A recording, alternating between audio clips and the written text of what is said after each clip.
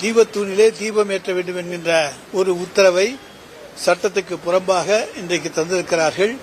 எனவே அதன் மீது தமிழ்நாடு அரசும் இந்து சமய அறநிலையத்துறையும் மேல்முறையீடு வழக்கு தாக்கல் செய்ய இருக்கிறது.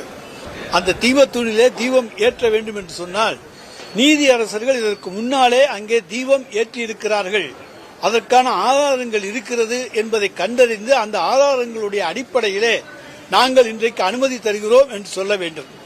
ஆனால் எந்த விதமான ஆதாரங்களும் கிடையாது.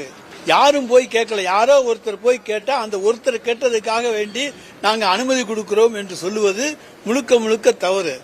எனவே இதுவரைக்கும் இல்லாத ஒரு பழக்கத்தை, இல்லாத ஒரு வழக்கத்தை இன்றைக்கு நீதிமன்றத்தினுடைய தீர்ப்பு மூலமாக உள்ளே நுழைப்பது என்பது இன்றைக்கு உள்நோக்கம் கொண்டதாக இருக்கிறது.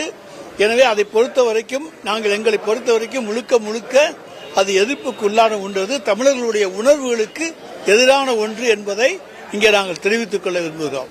ஆனால் அங்கே தீபம் ஏற்றப்பட்டதுக்கு ஆதாரம் இருக்கிறதா? யாருக்கு? நாயக்கர் காலத்திலேயோ ஆங்கிலேயர் காலத்திலோ ராஜாஜி அவர்கள் காலத்திலோ காமராஜர் காலத்திலோ எந்த காலத்திலும் அதுக்கு இருக்கிறதா? இல்லாத ஒன்றை இன்றைக்கு ஏன் நீதிமன்றம் புகுத்த வேண்டும் என்பதுதான் தமிழ்நாட்டு மக்களுடைய கேள்வி.